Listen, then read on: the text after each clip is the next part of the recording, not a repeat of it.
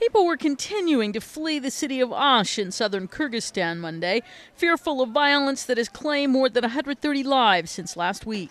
The official count tallied some 1,800 injured. The country's interim government's been unable to restore complete control in the streets. In some parts of town, fires were raging for a fourth straight day. Many of those who left headed for the border with Uzbekistan, only 5 kilometers, some 3 miles from the city.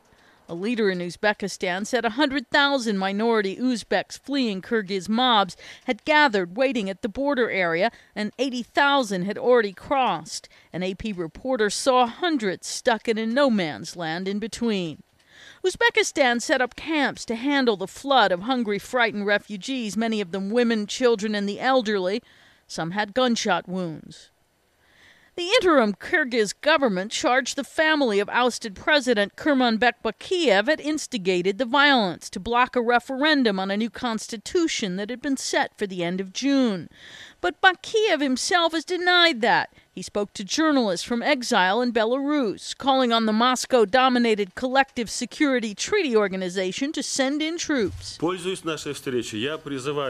would like to use this occasion to call upon the two brother nations, Kyrgyzstan and Uzbekistan, to stop the bloodshed, for the interim government is not capable of doing it themselves.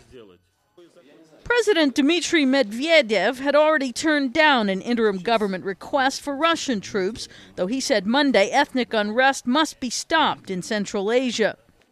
Back in Osh, meanwhile, security forces were visible out on the streets. But they didn't seem to be doing enough to calm the fears of residents in mixed areas like the Anoshin neighborhood, where ethnic Kyrgyz and Uzbeks both live. Gunfire was still being heard in the street.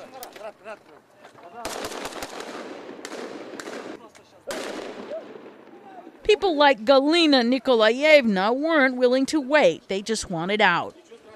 The entire city is in a state of panic. You see for yourselves, because all people have children. Karen Sloan, The Associated Press.